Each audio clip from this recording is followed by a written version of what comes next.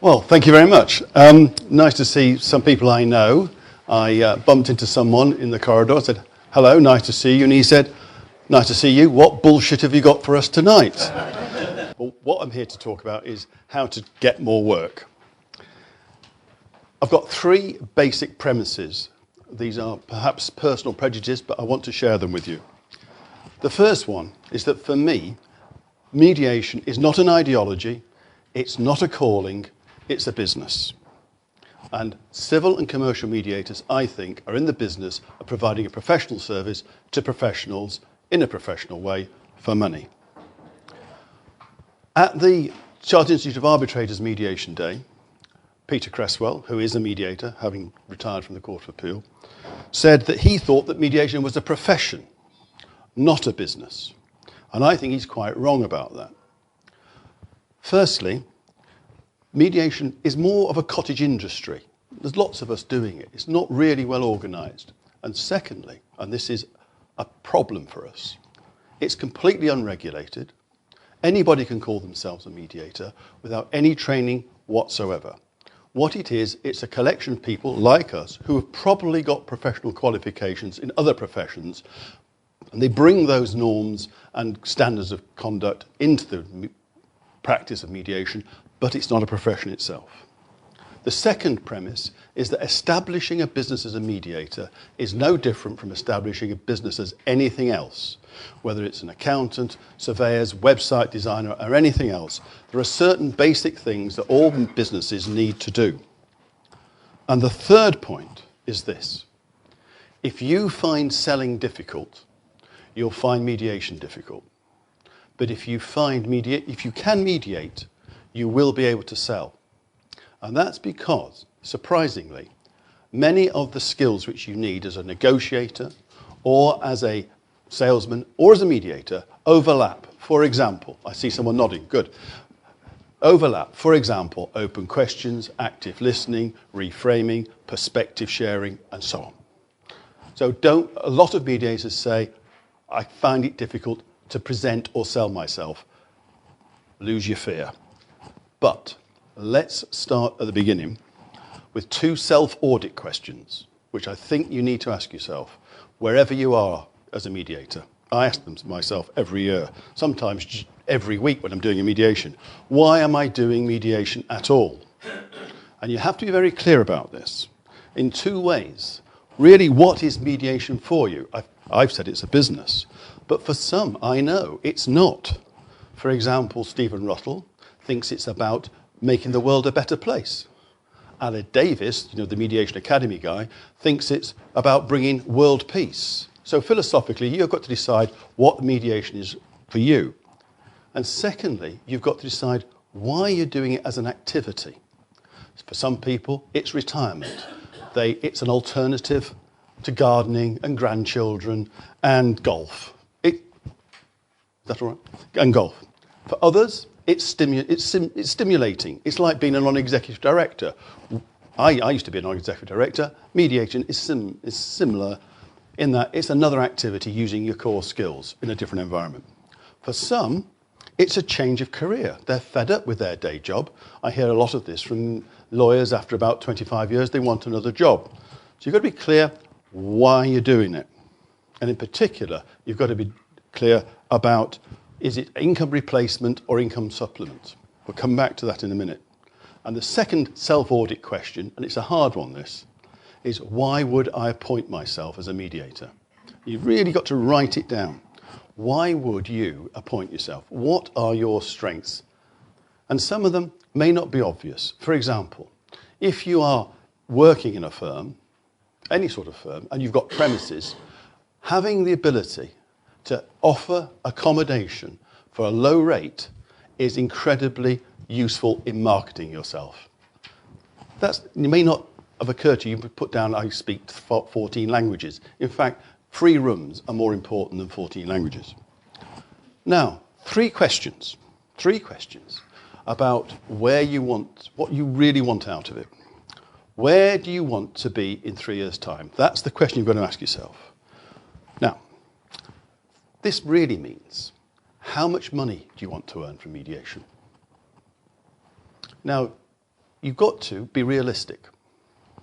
To help you be realistic, just look at some of the figures from the 2016 CEDA audit. For inexperienced mediators, the daily rate was £1,545, average. For experienced mediators, it was £4,500, although quite a lot of mediators will tell you that sounds a bit high. But 60% of mediations, according to the CEDA audit, produce a rate of less than £2,500, and 70% it's less than £3,000. So that gives you the sort of figures that might be available. So how many mediations? The second question is, how many mediations do you want to do a year? How many a month? Now, I've had some great numbers here. Someone said they want to do 200 mediations a year. Well, that's one every working day. Can you do 4 or 5 mediations a week? According to the CEDA audit, there were 10,500 mediations, civil and commercial mediations last year, and 12,000 mediators. So that's less than 1 per mediator. 40% of mediators, however, call themselves full-time. 54% call themselves advanced, but 56% do less than 10 mediations a year. So you can see how the figures play out. 46% of mediators are not advanced, and they do less than 4 a year. So this is to help you set some realistic expectations. And people have talked about closed shops. Well, let's just look at this figure. According to CEDA, 85% of civil and commercial mediations are done by 145 mediators, which means that they do 61 a year on average. So that gives you the range. And the third really important question is, how much money, time and effort do I have available to invest in this? Because it is an investment. Let's deal with time. Time in 2 senses. How long are you going to give this? Now, I think you can't give it less than 3 years. Lots of people start getting a bit fed up after the first 12 months after their training, get really fed up after the second year, and start to give up. But you've got to, I think, stick with it for 3 years. I spoke to one of the most successful mediators we have now, who was a QC at the time he started, and it took him 3 years to get to double figures. I don't mean double figures a year, I mean double figures in total. But now he does as many as he wants to, but you have to stick at it. And that was at a time when it was easier than it is now. How many hours a week have you got to throw at this? There are some, Alan Davis, who's written an ebook on marketing, says you have to spend 100 minutes a day. And he says it's the first 100 minutes a day. That's completely unrealistic. I certainly don't do it. But there's plenty of people who spend 60 minutes a day on LinkedIn. I don't mean just social LinkedIn. We'll come to talk about LinkedIn in a minute. But LinkedIn trying to develop their network for mediation. So it takes time. What I want to emphasize to you is that there's certain times and figures that come together. When you start, you haven't got any mediations. And there's people have been saying in the questionnaires, for which many thanks, that they find it difficult to get started. They're novices. So why would they be chosen over a more experienced person? Well, the answer is you've got to get yourself experienced. What is the definition of experienced? It seems to be about 8 or 10 mediations. So the name of the game is to get to 8 to 10 mediations. And during that time, you're a sort of apprentice. And that has a knock-on effect, for which we're going to talk about in a minute, about how much you charge. When you get to a certain number, it's the snowball figure. You get mediations because you've done them before. And that seems to be around 30, 40 mediations. Certainly by the time you get to 50 mediations, you will get work because you've done it before. Now, those are the personal questions. The business questions we talked about. The business, it's like any other business. There's 3 questions that all businesses have to ask themselves. 1, what am I selling? What am I selling? 2, what are they buying? And 3, what's my route to market? So what are they selling? What am I selling? Well, you can say mediation. I asked for some business cards, and thanks very much for the people who gave them to me.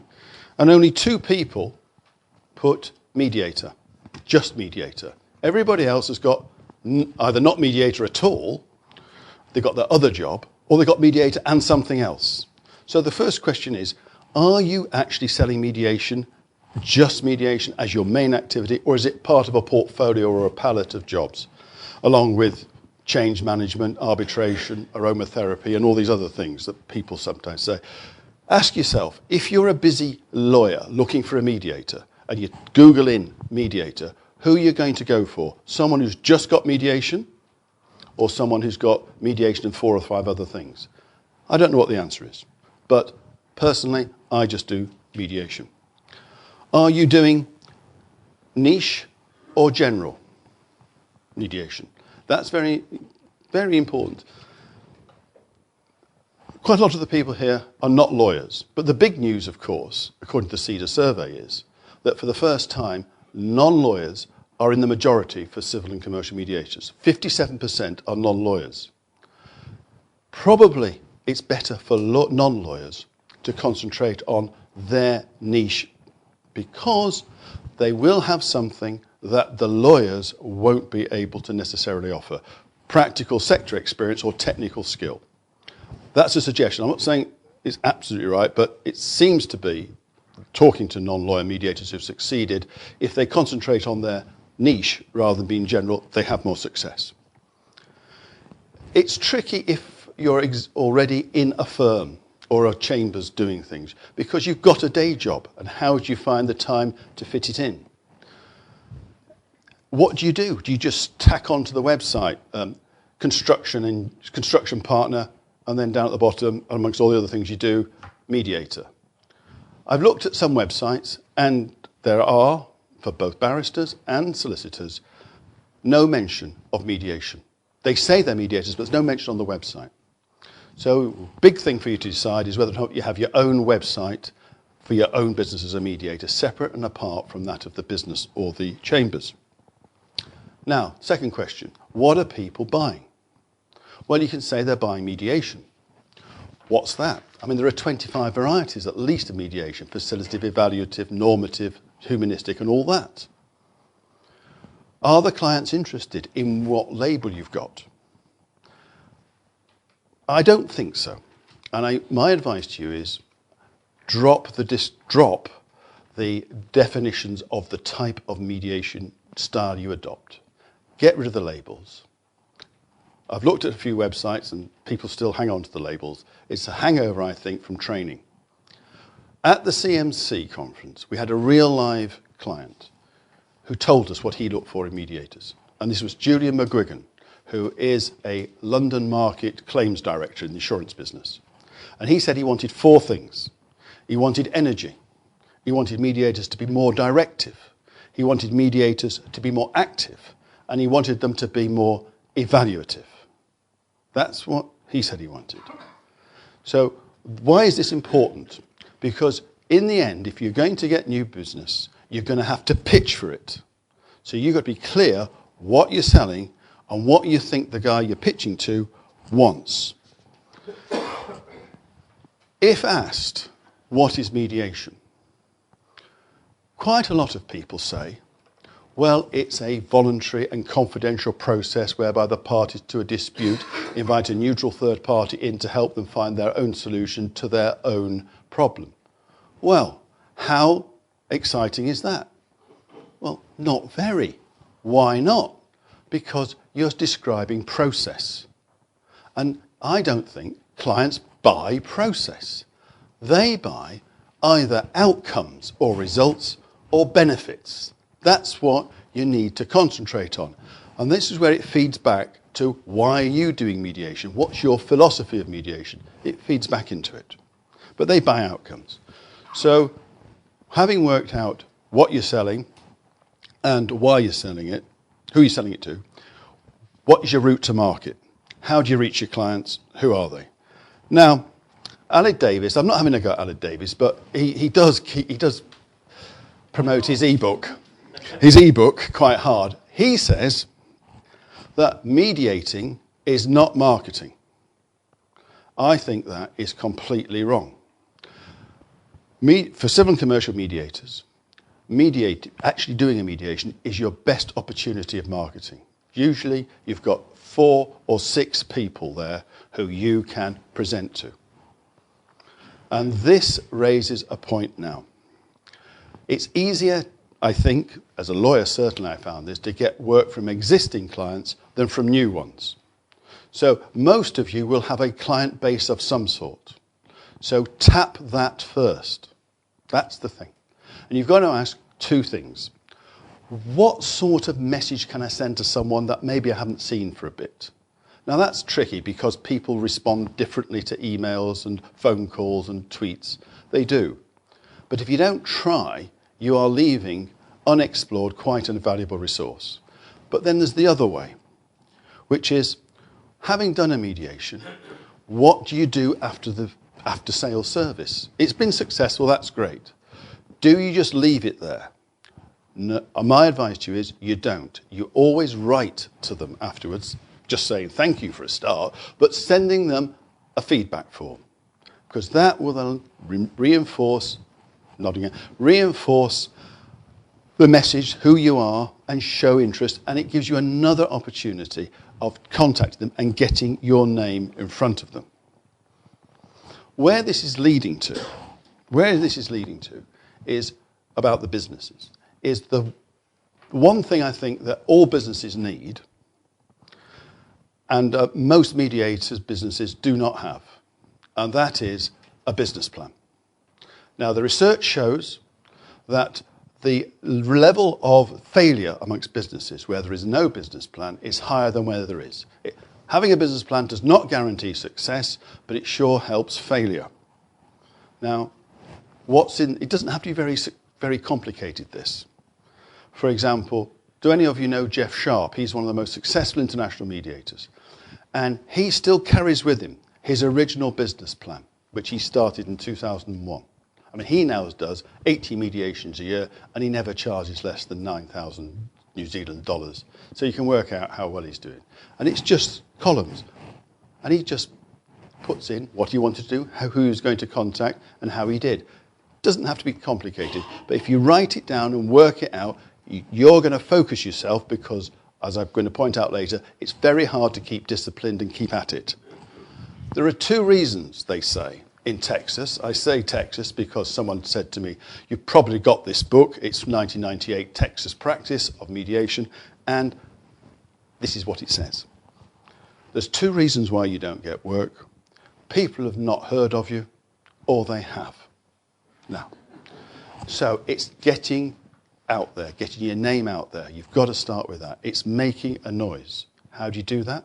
Well, Stephen Ward of Clark's told us at the 2014 CMC, it's easy. You just need a good profile and to be cheap. Well, you do need to make a noise. How do you do that? Well, the first thing you do is find out where the people are.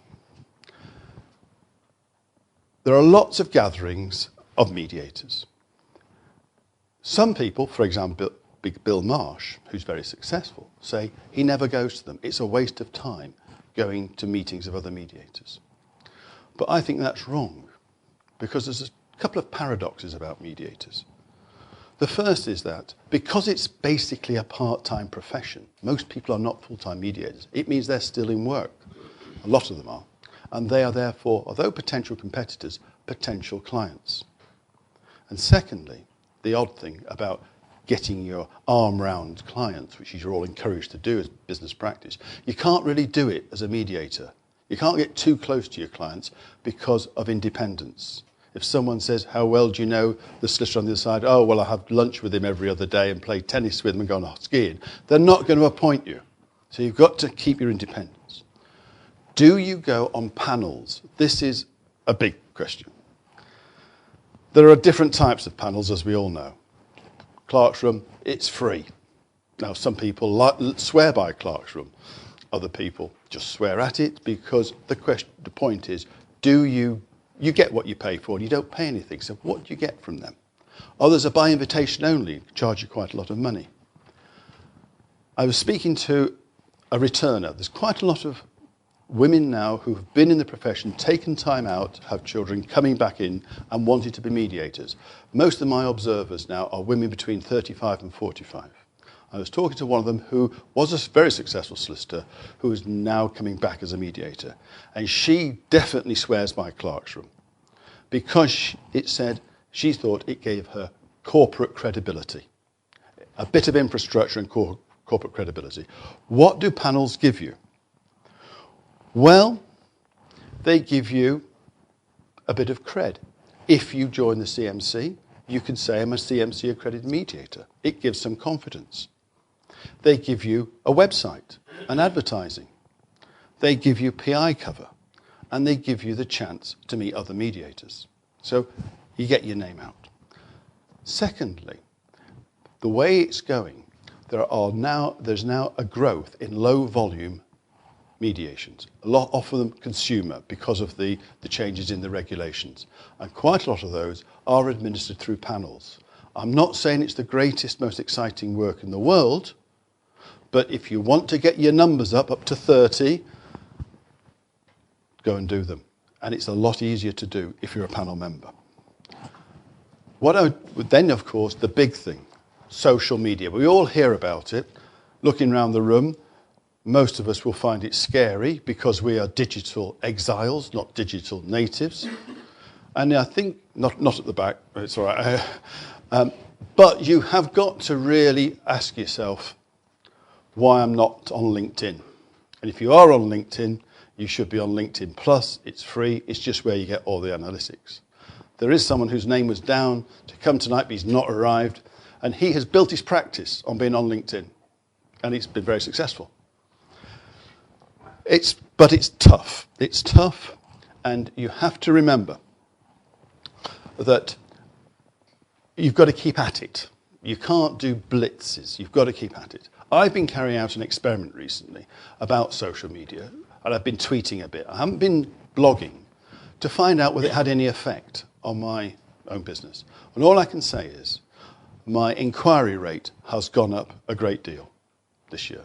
The conversion rate stayed about the same at 35%, and that's not unusual because usually you're one of three names put forward to the other side to choose from. But it has gone up. And I'm going to experiment after the new year with actually doing blogs and things like that. One thing that has definitely raised my profile is writing the books, because you then get invitations to workshops and you get, does it produce any more work? Well, I don't actually know, but it produces a stream of inquiries. And if you can convert a bit, 35%, it's 30% of a bit more. Someone's nodding there. That's great. Two things. It's hard work, and the superstars are at it all the time. I went to a presentation by Brick Court, where Tony Willis, Bill Wood, Stephen Roth, they were all there, and they worked really hard at it. And if you look round, they're at every conference, they are giving talks, they are blogging, Clue blogs full of their stuff. They work hard at it. If you find it difficult, and I do, I'm going to suggest to you think about doing what I'm going to do, which is outsource it. And I had a session last week with someone who does it for you. And I'll give you his name in case you want to look up his website. He's called Stephen Mills, and he calls himself the Prudent Marketeer. And he will take over for you all this tweeting and LinkedIn stuff. And that could be very reasonable, because this comes to one of the big questions you're going to have to ask yourself when we talk about how much money you're going to spend is, what is your marketing spend? And a lot of people look at me, well, I don't need any marketing spend because I'm a mediator. I just put my name up somewhere. Well, that's not right. If any other business spends money on marketing, I don't know what percentage you think you spend, but it costs. It's not free, even if you're paying just buying drinks for people or going. And I'm going to experiment by committing a certain percentage of my income for the next 6 months with this guy, and we'll see how that works. If you have plateaued a bit, you've done a few, but you can't get to the level you want. What I think you need to do is conduct a bit of an MOT of what you're offering. And if it's not changed much, if you haven't changed your website design, if you haven't updated your LinkedIn page and stuff, do it. But also look at what you're offering. And think of other types of mediation. We're all locked into facilitative mediation, perhaps sometimes being a bit evaluative. What about med-arb, mediation and arbitration, or arb-med, arbitration and mediation? Because the big problem about mediation, and why people may not like it much, is the big hole in it, which is there's no guaranteed outcome. You may not like the result you get at an adjudication and arbitration, but you do get a result. There's no guarantee at a mediation. So think about ways in which you can plug that. Mediator, have any of you heard that? Which is mediation after the last offer arbitration. All you do, everybody's been there and they put their offers. You don't make a decision on what's right or wrong. You just choose which of the two offers is the most reasonable. And that has an effect as an arbitral award. That's what you have to do. It's come from America. I'm offering it. No one's taken me up yet, but they sure are interested, and someone nearly did. Also be prepared to give decisions and be more evaluative. I think the mood, as we heard about Julian McGuigan said, he wants mediators to be more evaluative. And the big thing I think, is online dispute resolution, doing it online. It's here. You can't get away from it. You use Skype or Zoom. If you don't offer it, I think you're going to be perceived as not being up to date. If you are at the novice stage and just want to get your numbers up, there is, as I said earlier, a lot of online small claims. You may only get 30 quid a shot, but you get your experience in and you get your name out there.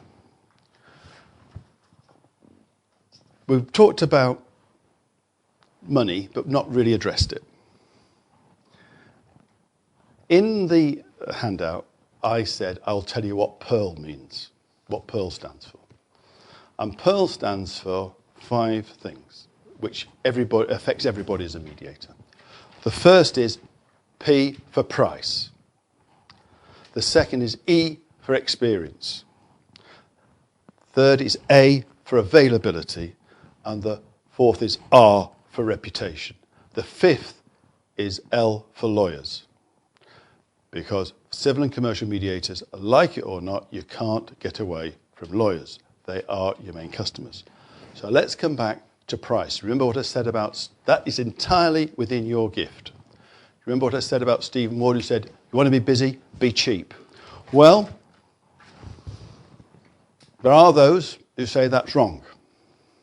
I was shadowed by an ex-High Court judge who had just retired and wanted to become a mediator, and she said she was going to charge a premium rate.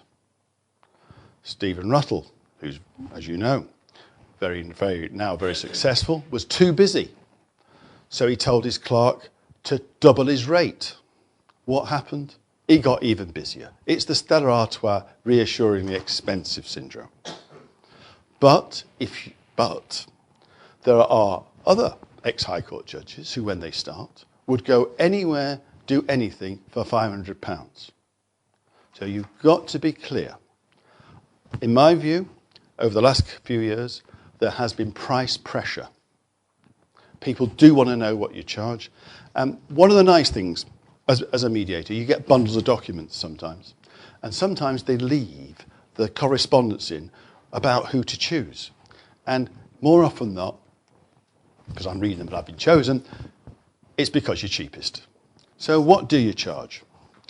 I've told you what the CEDA average rates are, 1,554 for less experienced mediators, 4,500. But work this out.